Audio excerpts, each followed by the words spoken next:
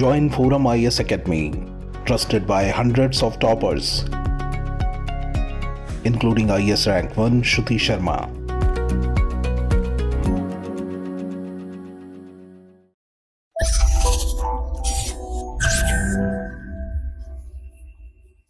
Hello everyone, welcome back to cut the crap initiative by Forum IAS. Cut the crap initiative में हम daily एक topic लेते हैं current affairs का, जो कि मेंस 2023 के लिए इंपॉर्टेंट है।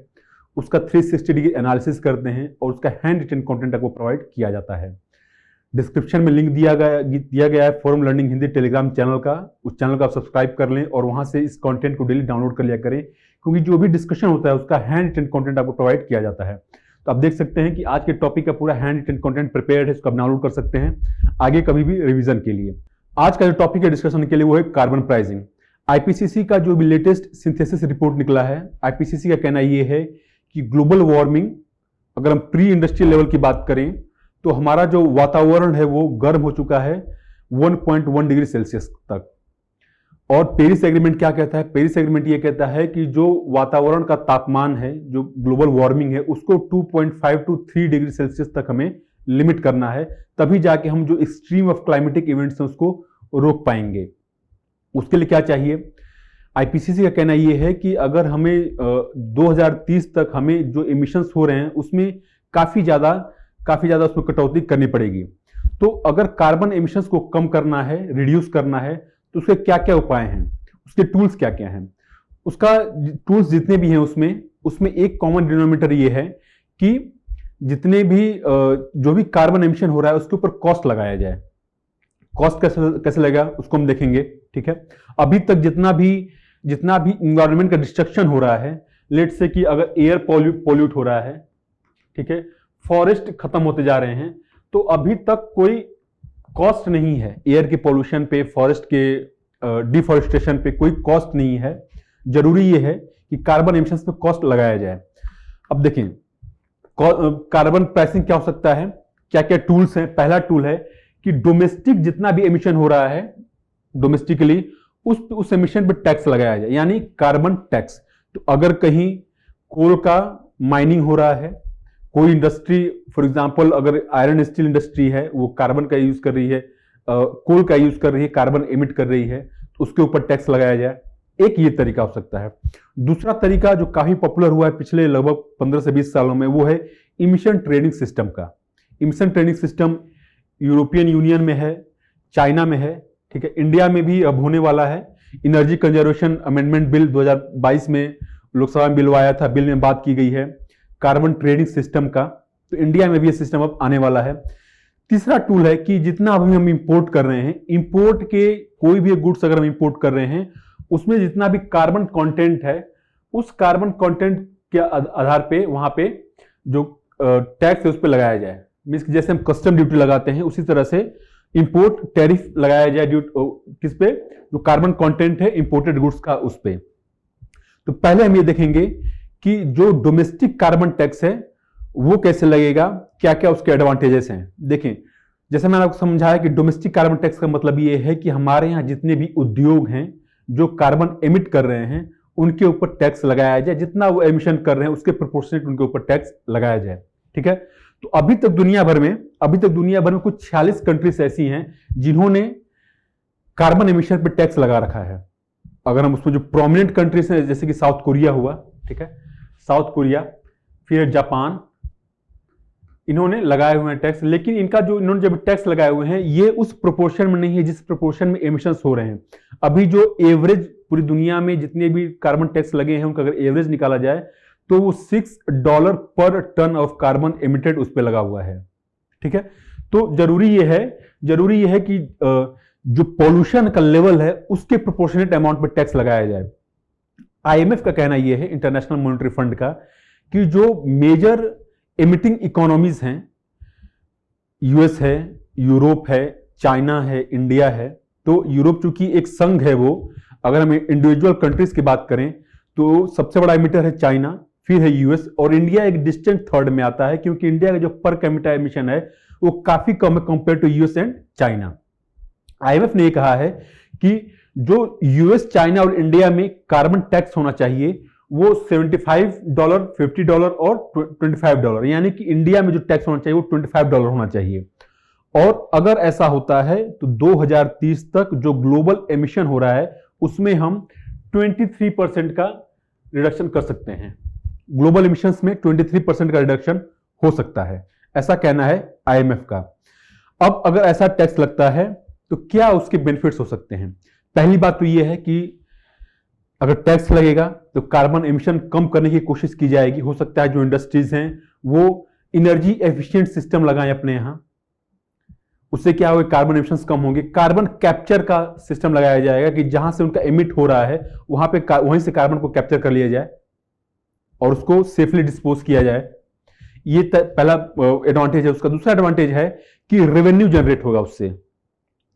तो अगर गवर्नमेंट लगाती है, लेट से कि गवर्नमेंट लगा देती है $25 पर टन ऑफ कार्बन, तो उससे क्या होगा कि रेवेन्यू जनरेट होगा और इस रेवेन्यू का इस्तेमाल किया जा सकता है जो भी क्लाइमेट चेंज की वजह से जो भी वल्नरेबल कम्युनिटीज हैं, खासकर जो कोस्टल कम्युनिटीज हैं, या फिर कहीं भी एक्सट्रीम ऑफ क्लाइमेट का इवेंट देखने को मिलता है, कहीं भी ड्राउट ज्यादा आ जाता है, फ्लडिंग हो जाती है, हीट वेव्स आ जाते हैं, तो जो भी लोग इससे प्रभावित हैं इनको मदद करने में इसका पैसे का इस्तेमाल किया जा सकता है।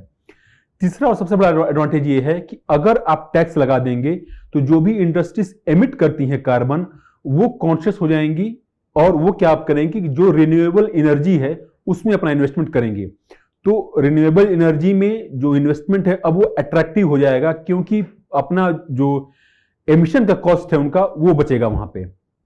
तो एमिशन पे आप टैक्स लगा दें, जो इंडस्ट्री से वो रिन्यूएबल एनर्जी में इन्वेस्ट करना शुरू कर देंगी, क्योंकि वो जब रिन्यूएबल एनर्जी यूज करेंगी तो एमिशन नहीं होगा तो उनका कार्बन टैक्स बचेगा। ये थी बात डोमेस्टिक कार्बन टैक्स की। दूसरा सिस्टम है emission trading system. Emission trading system आपने जरूर नाम सुना होगा। जब क्योटो प्रोटोकॉल आया था, क्योटो प्रोटोकॉल कब आया था? 1997 में, ठीक है। इसमें बात की गई थी क्लीन डेवलपमेंट मैकेनिज्म का। क्लीन डेवलपमेंट मैकेनिज्म का मतलब यह है कि ये बेसिकली एक एमिशन कार्बन ट्रेडिंग सिस्टम था कि जो डेवलप्ड कंट्रीज हैं, डेवलपिंग कंट्रीज हैं, तो होगा क्या कि अगर डेवलप्ड कंट्रीज में फॉर एग्जांपल आप ले लें कि यूएस है, ठीक है, डेवलप्ड कंट्री है। डेवलपिंग कंट्री एक है फॉर एग्जांपल लगा लीजिए मालदीव्स है, ठीक है। तो होगा क्या कि अगर डेवलप्ड कंट्री में कोई इंडस्ट्री है जो कार्बन एमिट कर रही है, वो क्या करे कि डेवलपिंग इकोनॉमी में जाके वहां पे रिन्यूएबल एनर्जी सिस्टम्स लगाए, मतलब कि कुछ ऐसा इन्वेस्टमेंट करे कि कार्बन का एमिशन है वो कम हो, रिड्यूस हो। उससे क्या होगा कि जो इंडस्ट्री यूएस में उसको कुछ क्रेडिट्स मिलेंगी एमिट करने का। तो बेसिकली जो एमिशन ट्रेडिंग सिस्टम होता है उसमें क्या होता है कि एक टन ऑफ कार्बन एमिशन को एक कार्बन क्रेडिट कहा जाता है। अब इसमें क्या होगा कि अगर कोई इंडस्ट्री ए है, पहली बात तो ये है कि जो कंट्री है नेशनल लेवल पे एक कार्बन बजट तैयार करती है, सेक्टर वाइज एलोकेट करती है, पर्टिकुलर इंडस्ट्रीज को एलोकेट करती है कि आपके पास इतना बजट है कार्बन एमिट करने का। अब देखो उसमें होगा क्या कि इंडस्ट्री ए है, अगर गवर्नमेंट ने कहा कि भाई आपको 5 टन ऑफ कार्बन एमिट करना है, इससे ज्यादा आप नहीं कर सकते, तो होगा क्या कि दो इंडस्ट्री से, एक ए है एक बी है। अगर ए 7 टन कार्बन एमिट करता है, इट मींस कि उसके पास उसको जो एलोकेट किया गया है बजट, कार्बन बजट, उससे ज्यादा एमिट कर रहा है। बी क्या कर रहा है कि ये सेव कर रहा है, ये 3 टन ही बस कर रहा है, ठीक है। तो होगा क्या कि बी के पास 2 कार्बन क्रेडिट हो जाएगा। जो ए है इसको अब कार्बन क्रेडिट चाहिए क्योंकि इसने ज्यादा एमिट किया है। अब ए क्या करेगा कि बी से क्रेडिट खरीदेगा, बी ए को क्रेडिट बेचेगा।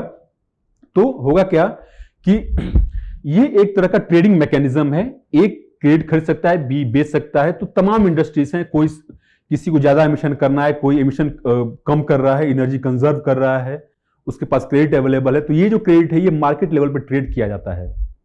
और एमिशन ट्रेडिंग सिस्टम अभी काफी पॉपुलर है यूरोपियन यूनियन और चाइना में, ठीक है। तो एक तरह का ये कार्बन मार्केट डेवलप किया जाता है तो कि ओवरऑल जो है एक कार्बन एमिशन पे कॉस्ट लगाया जाए और जो एमिटिंग इंडस्ट्रीज हैं वो इन्वेस्ट करें रिन्यूएबल एनर्जी में, ठीक है। तो ये थी बात एमिशन ट्रेडिंग सिस्टम का। और जो एमिशन जो भी इंडस्ट्री है अगर वो कार्बन क्रेडिट सेव करती है या फिर उसके पास एक कार्बन क्रेडिट है तो या तो उसने कार्बन एमिशन कम किया है, या फिर रिड्यूस कर दिया है, या फिर कार्बन को सिक्वेस्टर कर दिया। कोई कुछ ऐसी भी इंडस्ट्रीज हो सकती हैं जो कि एटमॉस्फेयर से कार्बन को कैप्चर करके सिक्वेस्टर कर रही है अंडरग्राउंड, उनको भी कार्बन क्रेडिट दिया जाएगा। ठीक है, तो ये थी बात। अब बात ये है कि चैलेंजेस क्या हैं। देखिए, सबसे बड़ा चैलेंज ये है पॉलिटिकल विल का। ठीक है, पॉलिटिकल विल का सबसे बड़ा चैलेंज है, क्योंकि अगर आप देखें कि ऑस्ट्रेलिया में क्या हुआ था, ऑस्ट्रेलिया में 2012 में उन्होंने कार्बन टैक्स लगाया था अपने डोमेस्टिक इंडस्ट्रीज में, लेकिन प्रेशर के चलते, इंडस्ट्रीज की तरफ से जो प्रेशर था पॉलिटिकल एलिट्स पे, उनके चलते इस टैक्स को, जो कार्बन टैक्स था, उसको 2 साल के बाद ही विड्रॉ कर लिया गया। ठीक है, तो सबसे बड़ी बात है पॉलिटिकल विल की। पॉलिटिकल कंट्रोवर्सीज तो होगी जब भी ऐसा कार्बन टैक्स लगाया जाएगा। दूसरी बात यह है कि अगर आईएमएफ ने सजेस्ट किया कि इंडिया $25 पर ton of carbon emission tax लगाए, तो अगर इंडिया लगा देता है, फॉर एग्जांपल आप एज्यूम करें, तो होगा क्या कि जो यहां की इंडस्ट्रीज हैं उनका जो कॉम्पिटिटिवनेस है मार्केट में, वो कम हो जाएगा। तो आप फॉर एग्जांपल आप लगा लीजिए कि बांग्लादेश है, बांग्लादेश से कोई चीज इंपोर्ट होता है इंडिया में, ठीक है, और इंडिया में भी प्रोड्यूस हो रहा है हो, तो होगा क्या कि बांग्लादेश से जो एक्सपोर्ट आ रहा है इंडिया में, तो बांग्लादेश के जो एक्सपोर्टर्स हैं उनका कॉम्पिटिटिव एडवांटेज हो जाएगा जो इंडिया में मैन्युफैक्चरर्स है उनके ऊपर, क्योंकि बांग्लादेश में कार्बन टैक्स नहीं है, इंडिया में कार्बन टैक्स है, या फिर अगर बांग्लादेश में कार्बन टैक्स है भी तो कम है, इंडिया में ज्यादा है, क्योंकि इंडिया ज्यादा इमिट करता है कार्बन का। तो कार्बन टैक्स डोमेस्टिक इंडस्ट्रीज के ऊपर लगाने की वजह से उनका जो कॉम्पिटिटिवनेस है वो कम हो सकता है। तो ये एक सबसे बड़ा चैलेंज है डोमेस्टिक कार्बन टैक्स लगाने के लिए। जो कोल की माइनिंग होती है उसमें गवर्नमेंट ने पर टन ऑफ कोल माइनिंग पे, उस पर गवर्नमेंट ने कुछ नॉमिनल अमाउंट लगाया है, हालांकि वो सफिशिएंट नहीं है। जरूरी ये है कि जितने भी इंडस्ट्रीज एमिट कर रहे हैं सबके ऊपर कार्बन टैक्स लगाया जाए। ठीक है, अब अगर हम बात करें कि जो एमिशन ट्रेडिंग सिस्टम है उसमें क्या चैलेंजेस हैं। एमिशन ट्रेडिंग सिस्टम में देखिए, मैंने समझाया था जैसे कि कंपनी ए है, कंपनी बी है, कंपनी ए जो है इसको ये ज्यादा एमिट कर रही है, कंपनी बी एमिशंस अपने सेव कर रही है, तो कमीशन जो कंपनी बी है वो कार्बन क्रेडिट सेव कर रही है। अब क्या होगा कि अगर इसको ऑफसेट करना है अपना एमिशन, तो वो कंपनी बी से अपना कार्बन क्रेडिट खरीद रही है। लेकिन इसमें एक प्रॉब्लम होता है, प्रॉब्लम ये होता है डबल काउंटिंग का, कि कंपनी ए और कंपनी बी दोनों ही अपने अकाउंट में ये शो कर रही हैं कि उन्होंने कार्बन एमिशन को ऑफसेट किया है। ये कंपनी बी कहेगी कि हमने रिड्यूस किया, ठीक है, और इन्होंने ये कहे कि हमने इसको ऑफसेट किया, कार्बन ऑफसेट किया। ठीक है, इसको बोलते हैं डबल काउंटिंग। तीसरी बात है ग्रीन वॉशिंग। देखिए, जो ऑब्जेक्टिव होता है, जो ऑब्जेक्टिव अगर कार्बन ग्रीन हाउस गैसेस को कम करना है, क्लाइमेट चेंज को कंट्रोल करना है, तो ओवरऑल जो ऑब्जेक्टिव होना चाहिए कि जो ओवरऑल इमिशन है वो कम हो रहे हैं।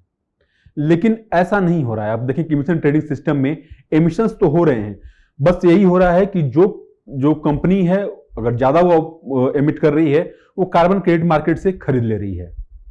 इसको बोलते हैं ग्रीन वॉशिंग। ऑब्जेक्टिव ये होना चाहिए कि अक्रॉस सेक्टर, अक्रॉस इंडस्ट्रीज जो एमिशन है वो कम हो ओवर टाइम। लेकिन यहां पे छूट है कि जो ज्यादा इमिट करता है वो कार्बन क्रेडिट खरीद के अपने जो सरप्लस एमिशंस है उसको ऑफसेट कर सकता है।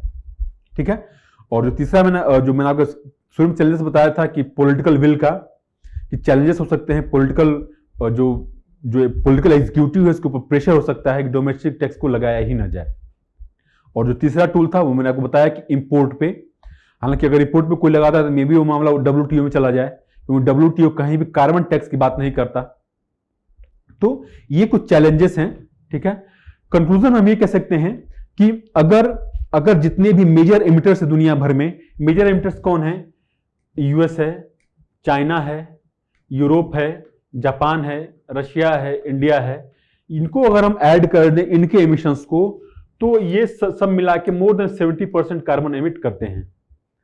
अगर ये कार्बन टैक्स लगाना शुरू कर दें और भी कुछ सप्लीमेंट्री एक्शन लिया जाए लाइक मिटिगेशन, एडेप्टेशन का, तो हम एक जो ग्लोबल एमिशंस हैं उसको काफी हद तक कंट्रोल कर सकते हैं। और जो IPCC ने वार्निंग दिया है, IPCC ने जो वार्निंग दिया है उस वार्निंग को ध्यान में रख के हम डीप कट्स कर सकते हैं कार्बन के एमिशन में, और जो ग्लोबल वार्मिंग है, ग्लोबल वार्मिंग को हम within 2.5 to 3 degree Celsius limit कर सकते हैं। ठीक है, तो ऑब्जेक्टिव ये है कार्बन प्राइसिंग का कि ओवरऑल की जो भी एमिशंस हो रहे हैं उस पर कॉस्ट हो, कि जो भी इमिट कर रहा है उसको कॉस्ट पे करना पड़े, तो वो डिस्करेज होंगे एमिट करने से। उससे क्या होगा कि ओवरऑल जो एमिशन है उसमें धीरे धीरे कमी आएगी और जो क्लाइमेट है, ग्लोबल क्लाइमेट, वो धीरे धीरे अपने नेचुरल लेवल पे आएगा। ठीक है, क्योंकि ग्लोबल वार्मिंग ओवर टाइम कम होगी। तो ये था हमारा डिस्कशन कार्बन प्राइसिंग को लेके। Thank you very much for patience.